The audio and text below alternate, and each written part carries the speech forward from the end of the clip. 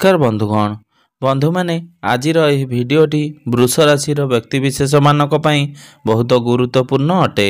आजिर यह भिडियो रे आमे माने जानिबा 2024 मसीहार शेष मास बा डिसेम्बर मासटी वृष राशि व्यक्तिविशेष मानक पई किपरि रहिछि।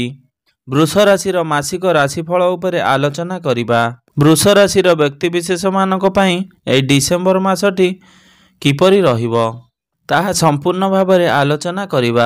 वृष राशि व्यक्तिविशेष मानकर स्वास्थ्य, शिक्षा, प्रेम, वैवाहिक जीवन, भाग्य, क्यारियर एवं व्यापार वाणिज्यर स्थिति किपरि रहिबो एही डिसेम्बर 2024 मसीह से विषय रे विस्तार भाव में आलोचना करिबा। नवग्रहंकर स्थिति मध्य देखिबा।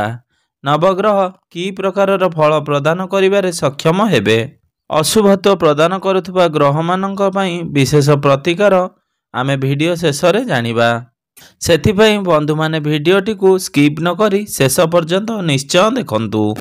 तेबे आपण मानकर जदि वृष राशि होइताए तेबे वीडियोटी को गोटे लाइक करी चैनल टी को सब्सक्राइब कर दियंतु एवं कमेंट बॉक्स रे जय श्री जगन्नाथ, जय माँ लक्ष्मी अवश्य लिखि दियंतु। तेबे बंधु माने आसंतु आरंभ करिबा आजिर एही कार्यक्रमटी को जहाँकि जन्म राशि एवं चंद्र राशि उपरे आधारित अटे।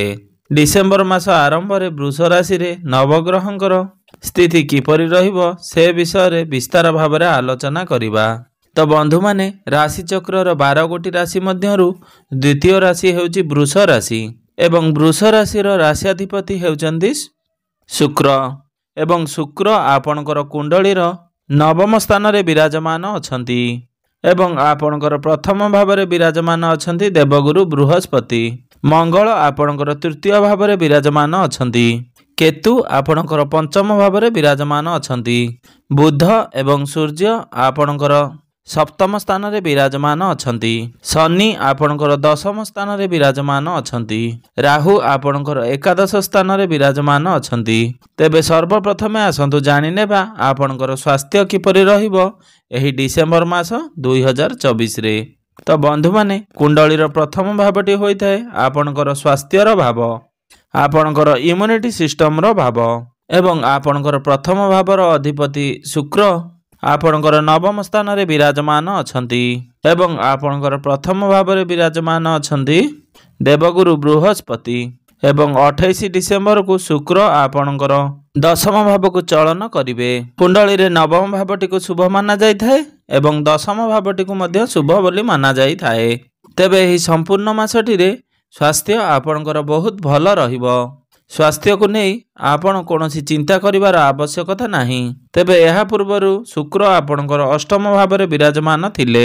तो पूर्वरु जदि आपणकर किसी स्वास्थ्य जनित समस्या रहुतला, आपणकर इम्यूनिटी सिस्टम डाउन थिला, तेबे एही मासरे आपणकर से सबुरे सुधार आसीबो। एही मासरे आपणकर स्वास्थ्य को नहीं एतेटा किछि खराब आपणकर देखा जिवो नाही। एबे आसंतु जानि नेबा आपणकर शिक्षा क्षेत्र किपरि रहिबो एही डिसेम्बर 2024 रे। विद्यार्थी मानक पई किपरि रहिबो एही डिसेम्बर 2024। तो बंधु माने कुंडलीर पंचम भावटी होइथाय आपणकर शिक्षा क्षेत्रर भाव। आपणकर पंचम भावर अधिपति हेउचंती बुध, जे कि आपणकर सप्तम भाव में विराजमान अछंती एवं आपणकर पंचम भाव में विराजमान अछंती केतु। केतु हेउचंती एक मुंड विहीन ग्रह। से जेउठारे बसी थांती से स्थान सहित जड़ित कार्य रे आपणकर विघ्न घटाई थांती बा डिसैटिस्फाइड करथांती। तो एही समय रे आपणकर पाठपढ़ारे आदौ मन लागी न पारे एवं आपण निजर पाठपढ़ारे सैटिस्फाइड हेई परिबे नाही। मात्र आपणकर पंचम भावर अधिपति बुध जेहेतु आपणकर शुभ स्थान रे विराजमान अछंती, तो एही मासरे जदि आपणकर कोनोसी एग्जाम रहिछि किंबा आपण केउठार एडमिशन नेबा पई चाहुचंती तो सेथिरे आपण को निश्चिंत भाव में सफलता प्राप्ति हेबो। कारण एही मासरे बुधंकर कोनोसी राशि परिवर्तन हेबार देखा जाउ नाही। एग्जाम तो आपण पई बहुत भल रहिबो, मात्र आपण आपणकर माइंड को स्टेबल रखी बा पई चेष्टा करंतु। एबे आसंतु जानि नेबा आपणकर प्रेम जीवन किपरि रहिबो एही डिसेम्बर 2024 रे। तो बंधु माने कुंडलीर पंचम भावटी शिक्षार भाव हेबा सहित पंचम भावटी आपणकर ପ୍ରେମ ଜୀବନର ଭାବ ଏବଂ ଆପଣଙ୍କର ସନ୍ତାନର ଭାବ ଏବଂ ଆପଣଙ୍କର ପଞ୍ଚମ ଭାବର ଅଧିପତି ବୁଧ ଆପଣଙ୍କର ସପ୍ତମ ଭାବରେ ବିରାଜମାନ ଅଛନ୍ତି। ମାତ୍ର ଆପଣଙ୍କର ସପ୍ତମ ଭାବରେ କେତୁ ବିରାଜମାନ ଅଛନ୍ତି। ତ ଆପଣ ନିଜର ଲଭ୍ ଲାଇଫରେ ମଧ୍ୟ ସାଟିସ୍ଫାଏଡ୍ ହୋଇପାରିବେ ନାହିଁ।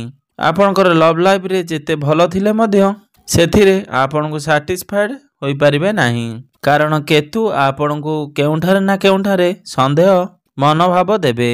ତ ଆପଣ ଚେଷ୍ଟା କରନ୍ତୁ ଆପଣଙ୍କ ମନ ମଧ୍ୟକୁ କୌଣସି ପ୍ରକାରର ଫାଲତୁ କଥା ବା ବାଜେ କଥା ମନକୁ ନ ଆଣିବା ପାଇଁ, କୌଣସି ପ୍ରକାର ଡାଉଟ୍ସ ନ ଆଣିବା ପାଇଁ ଏବଂ ଆପଣ ନିଜ ଭିତରେ ଅଣ୍ଡରଷ୍ଟାଣ୍ଡିଂ ବା ତାଳମେଳ ଠିକ୍ ରଖିବାକୁ ଚେଷ୍ଟା କରନ୍ତୁ। କାରଣ କେତୁ ଆପଣଙ୍କର ପ୍ରେମ ଜୀବନରେ ବହୁତ ସମସ୍ୟା ସୃଷ୍ଟି କରାଇବେ। ମାତ୍ର ବୁଧ କେନ୍ଦ୍ରରେ ବିରାଜମାନ ଥିବା ହେତୁ ସେ ଆପଣଙ୍କ ଭିତରେ ସମ୍ପର୍କକୁ ଭଲ ରଖିବା ପାଇଁ ଚେଷ୍ଟା କରିବେ। ଏବେ ଆସନ୍ତୁ ଜାଣିନେବା ଆପଣଙ୍କର ବୈବାହିକ ଜୀବନ କିପରି ରହିବ ଏହି ଡିସେମ୍ବର 2024ରେ। ତ ବନ୍ଧୁମାନେ, କୁଣ୍ଡଳୀର ସପ୍ତମ ଭାବଟି ହୋଇଥାଏ ଆପଣଙ୍କର ବୈବାହିକ ଜୀବନର ଭାବ ବା ଜୀବନ ସାଥୀର ଭାବ। ତ ଆପଣଙ୍କର ସପ୍ତମ ଭାବର ଅଧିପତି ହେଉଛନ୍ତି ମଙ୍ଗଳ, ଯିଏକି ଆପଣଙ୍କର ତୃତୀୟ ଭାବରେ ନିଚସ୍ଥ ଅଛନ୍ତି ଏବଂ ଆପଣଙ୍କର ସପ୍ତମ ଭାବରେ ବିରାଜମାନ ଅଛନ୍ତି ବୁଧ ଏବଂ ସୂର୍ଯ୍ୟ। ତେବେ ବନ୍ଧୁମାନେ, ଏହି ମାସରେ ମଙ୍ଗଳଙ୍କର କୌଣସି ରାଶି ପରିବର୍ତ୍ତନ ହେବାର ନାହିଁ ଏବଂ ଯେହେତୁ ଆପଣଙ୍କର ସୂର୍ଯ୍ୟ ଏବଂ ବୁଧ ଆପଣଙ୍କର ସପ୍ତମ ଭାବରେ ବିରାଜମାନ ଅଛନ୍ତି, ତ ଆପଣଙ୍କ ଲାଇଫ୍ ପାର୍ଟନରଙ୍କ ଭିତରେ ଆପଣ ଟିକେ କ୍ରୋଧ ଦେଖିବାକୁ ପାଇବେ। ଆପଣଙ୍କ ମଧ୍ୟରେ ମଧ୍ୟ କ୍ରୋଧ ସ୍ୱଭାବ ଟିକେ ଦେଖା ଦେଇପାରେ, ଯେହେତୁ ସୂର୍ଯ୍ୟଙ୍କର ଦୃଷ୍ଟି ଆପଣଙ୍କର ପ୍ରଥମ ଭାବ ଉପରେ ରହୁଅଛି। ଅର୍ଥାତ୍ ଆପଣ ଦୁଇ ଜଣଙ୍କ ମଧ୍ୟରେ ସମାନ ପ୍ରକାରର ସ୍ୱଭାବ ରହିବ। ଆପଣ ମଧ୍ୟ କ୍ରୋଧରେ ରହିବେ ଏବଂ ସିଏ ମଧ୍ୟ କ୍ରୋଧରେ ରହିବେ, ଯାହାଫଳରେ ଆପଣ ଦୁଇ ଜଣଙ୍କ ପାଇଁ ବହୁତ ସମସ୍ୟା ଆସିପାରେ। ଏହା ବ୍ୟତୀତ ଆପଣଙ୍କର ସପ୍ତମ ଭାବର ଅଧିପତି ଯେହେତୁ ତୃତୀୟ ଭାବରେ ନିଚସ୍ଥ ଅଛନ୍ତି, ସେ ହଠାତ୍ କରି ଆପଣଙ୍କ ଭିତରେ କ୍ରୋଧ ପ୍ରଦାନ କରିବେ। ବିଶେଷ କରି 15 ଡିସେମ୍ବର ପୂର୍ବରୁ ଆପଣଙ୍କର ଭିତରେ ଅଧିକ ଦେଖାଦେଇପାରେ, ଯେପର୍ଯ୍ୟନ୍ତ ସୂର୍ଯ୍ୟ ଆପଣଙ୍କର ସପ୍ତମ ଭାବରେ ବିରାଜମାନ ଅଛନ୍ତି। ତ ଆପଣ ଯେତେ ସମ୍ଭବ ଯେତେ ପାରିବେ ଆପଣ ନିଜର କ୍ରୋଧ ଉପରେ ଟିକେ କଣ୍ଟ୍ରୋଲ କରନ୍ତୁ ବା ରୋକ ଲଗାନ୍ତୁ ଏବଂ ଆପଣଙ୍କର ଲାଇଫ୍ ପାର୍ଟନରକୁ ମଧ୍ୟ ନିଜର କ୍ରୋଧ ଉପରେ ଟିକେ କଣ୍ଟ୍ରୋଲ କରନ୍ତୁ। ନଚେତ୍ ଆପଣଙ୍କର ଏହି କ୍ରୋଧ କାରଣରୁ ହଠାତ୍ କରି ଧୈର୍ଯ୍ୟ କମ୍ ହେବା କାରଣରୁ ବୈବାହିକ ଜୀବନରେ ବହୁତ ସମସ୍ୟା ଆସିପାରେ। ଏବେ ଆସନ୍ତୁ ସବୁଠାରୁ ମହତ୍ତ୍ୱପୂର୍ଣ୍ଣ ବିଷୟବସ୍ତୁ ବିଷୟରେ ଆଲୋଚନା କରିବା। ଆପଣଙ୍କର ଭାଗ୍ୟ, କ୍ୟାରିୟର ଏବଂ ବ୍ୟାପାର ବାଣିଜ୍ୟର ସ୍ଥିତି କିପରି ରହିବ ଏହି ଡିସେମ୍ବର 2024ରେ। ତ ବନ୍ଧୁମାନେ, କୁଣ୍ଡଳୀର ନବମ ସ୍ଥାନଟି ହୋଇଥାଏ ଆପଣଙ୍କର ଭାଗ୍ୟର ସ୍ଥାନ ଏବଂ ଦଶମ ଭାବଟି ହୋଇଥାଏ ଆପଣଙ୍କର କ୍ୟାରିୟରର ସ୍ଥାନ ଏବଂ ଆପଣଙ୍କର ନବମ ଭାବର ଅଧିପତି ହେଉଛନ୍ତି ଶନି, ଯିଏକି ଆପଣଙ୍କର ଦଶମ ଭାବରେ ବିରାଜମାନ ଅଛନ୍ତି, ଯାହାକି ଆପଣଙ୍କ ପାଇଁ ଏକ ଶୁଭ ଖବର ଅଟେ। ଏବଂ ଆପଣମାନେ ଜାଣନ୍ତି ଯେ ଶନି ବର୍ତ୍ତମାନ ମାର୍ଗୀ ଅବସ୍ଥାରେ ଅଛନ୍ତି ଏବଂ ନବମ ସ୍ଥାନର ସ୍ୱାମୀ ହୋଇ ଦଶମ ସ୍ଥାନରେ ଶନି ବିରାଜମାନ ଅଛନ୍ତି ଏବଂ ଦଶମ ସ୍ଥାନରେ ଅବସ୍ଥାନ କରି ଶନି ଶଶ ନାମକ ଏକ ରାଜଯୋଗର ନିର୍ମାଣ କରୁଛନ୍ତି, ଯାହାକୁ ପଞ୍ଚମହାପୁରୁଷ ରାଜଯୋଗ ମଧ୍ୟ କୁହାଯାଇଥାଏ। ତ ଶନିଙ୍କର ସ୍ଥିତି ଏତେ ଭଲ ରହି ଆପଣଙ୍କୁ ଆପଣଙ୍କର ଭାଗ୍ୟର ଫୁଲ୍ ସପୋର୍ଟ ପ୍ରାପ୍ତ ହେବ। ସମ୍ପୂର୍ଣ୍ଣ ମାସଟିରେ ଆପଣଙ୍କୁ ଆପଣଙ୍କର ଭାଗ୍ୟର ସାଥ ମିଳିବ। ଯଦି ଆପଣ କୌଣସି ଶୁଭ କାର୍ଯ୍ୟର ଆରମ୍ଭ କରିବା ପାଇଁ ଚାହୁଁଛନ୍ତି, କୌଣସି ମିଟିଂ କିମ୍ବା ଡିଲ୍ କରିବା ପାଇଁ ଚାହୁଁଛନ୍ତି, କିମ୍ବା କୌଣସି ପ୍ରପର୍ଟି ଜମିବାଡ଼ି ଆଦି କିଣିବା ପାଇଁ ଚାହୁଁଛନ୍ତି, କିମ୍ବା କୌଣସି ନୂତନ କାର୍ଯ୍ୟର ଆରମ୍ଭ କରିବା ପାଇଁ ଚାହୁଁଛନ୍ତି, ଯେଉଁ ବି କାର୍ଯ୍ୟରେ ଆମର ଭାଗ୍ୟର ସାଥ ଅଧିକ ଦରକାର ପଡ଼ିଥାଏ, ସେ ପ୍ରତ୍ୟେକ କାର୍ଯ୍ୟରେ ଆପଣଙ୍କୁ ଭାଗ୍ୟ ସାଥ ଦେବ। ଏବଂ ଦ୍ୱିତୀୟ କଥା ହେଉଛି ଆପଣଙ୍କର ରାଶିର ସ୍ୱାମୀ ମଧ୍ୟ ଆପଣଙ୍କର ଭାଗ୍ୟ ସ୍ଥାନରେ ବିରାଜମାନ ଅଛନ୍ତି, ଯାହାଫଳରେ ଆପଣଙ୍କୁ ସମ୍ପୂର୍ଣ୍ଣ ଭାବରେ ଆପଣଙ୍କର ଭାଗ୍ୟର ସାଥ ମିଳିବ। ଏବେ ଆସନ୍ତୁ ଜାଣିନେବା ଆପଣଙ୍କର କ୍ୟାରିୟର କିପରି ରହିବ ଏହି ଡିସେମ୍ବର 2024ରେ। ତ ବନ୍ଧୁମାନେ, କୁଣ୍ଡଳୀର ଦଶମ ଭାବଟି ହୋଇଥାଏ ଆପଣଙ୍କର କ୍ୟାରିୟରର ଭାବ, ଆପଣଙ୍କର କାର୍ଯ୍ୟକ୍ଷେତ୍ରର ଭାବ ଏବଂ ଆପଣଙ୍କର ଦଶମ ଭାବରେ ବିରାଜମାନ ଅଛନ୍ତି ଶନିଦେବ। ତ ବନ୍ଧୁମାନେ, ଶନି ଆପଣଙ୍କୁ ପରିଶ୍ରମ ତ କରାଇବେ, କିନ୍ତୁ ଆପଣଙ୍କୁ କାମ କରିବା ପାଇଁ ପଡ଼ିବ ଏବଂ ଆପଣଙ୍କର କାମ ମଧ୍ୟ ବହୁତ ଭଲ ରହିବ, କାରଣ ଶନି ନିଜର ସ୍ୱରାଶିରେ ବିରାଜମାନ ଅଛନ୍ତି। ତ ଆପଣଙ୍କୁ ଯେତେ କାମ ଆସିଲେ ମଧ୍ୟ ଆପଣ କାମ ଗୁଡ଼ିକୁ ସୁରୁଖୁରୁରେ ସମ୍ପୂର୍ଣ୍ଣ କରିପାରିବେ। କାମରେ ଆପଣ ଇଣ୍ଟରେଷ୍ଟ ମଧ୍ୟ ନେବେ। ଆପଣଙ୍କର ଏନର୍ଜି ଲେଭେଲ କାମ କାର୍ଯ୍ୟରେ ବହୁତ ଭଲ ରହିବ ଏବଂ ଆପଣ ଯେଉଁ କାର୍ଯ୍ୟ କରିବେ ଆପଣଙ୍କୁ ପ୍ରଶଂସା ମଧ୍ୟ ମିଳିବ। ଯେତେବେଳେ ଶନି ବକ୍ରି ଥିଲେ ସେତେବେଳେ ଆପଣଙ୍କୁ କାର୍ଯ୍ୟକ୍ଷେତ୍ରରେ ପୂର୍ବରୁ ବହୁତ ସମସ୍ୟା ଦେଖାଦେଉଥିଲା, ମାତ୍ର ଏବେ ଯେହେତୁ ଶନି ମାର୍ଗୀ ହୋଇସାରିଛନ୍ତି ତ ଆପଣଙ୍କର କାର୍ଯ୍ୟକ୍ଷେତ୍ରରେ କୌଣସି ବି ସମସ୍ୟା ଦେଖାଯାଉ ନାହିଁ। ତ ବନ୍ଧୁମାନେ, ଯେଉଁମାନଙ୍କ ପାଖରେ କୌଣସି ଚାକିରି ବାକିରି ନଥିଲା ଏବଂ ଯେଉଁମାନେ ଚାକିରି ପାଇଁ ପ୍ରସ୍ତୁତ କରୁଥିଲେ ତ ଶନି ଆପଣଙ୍କର ଦଶମ ଭାବରେ ବିରାଜମାନ ଅଛନ୍ତି। ଶୁକ୍ର କେନ୍ଦ୍ରରେ ବିରାଜମାନ ଅଛନ୍ତି, ଆପଣଙ୍କର ଭାଗ୍ୟ ସ୍ଥାନରେ ବିରାଜମାନ ଅଛନ୍ତି। ବୁଧ ଆପଣଙ୍କର କେନ୍ଦ୍ରରେ ବିରାଜମାନ ଅଛନ୍ତି। ସୂର୍ଯ୍ୟ ମଧ୍ୟ ଆପଣଙ୍କର କେନ୍ଦ୍ରରେ ବିରାଜମାନ ଅଛନ୍ତି। ତ 20 ଡିସେମ୍ବର ପୂର୍ବରୁ ଆପଣଙ୍କୁ ଚାକିରି ମିଳିବାର ବହୁତ ସମ୍ଭାବନା ରହୁଅଛି। ତ ଏବେ ଆସନ୍ତୁ ଜାଣିନେବା ଆପଣଙ୍କର ବ୍ୟାପାର ବାଣିଜ୍ୟର ସ୍ଥିତି କିପରି ରହିବ ଏହି ଡିସେମ୍ବର 2024ରେ। ତ ବନ୍ଧୁମାନେ, ଆପଣ ଟ୍ରାଭେଲ କରିପାରନ୍ତି। ବିଜନେସକୁ ନେଇ ଆପଣଙ୍କର ଅଧିକ ଯାତ୍ରା କରିବାକୁ ପଡ଼ିପାରେ।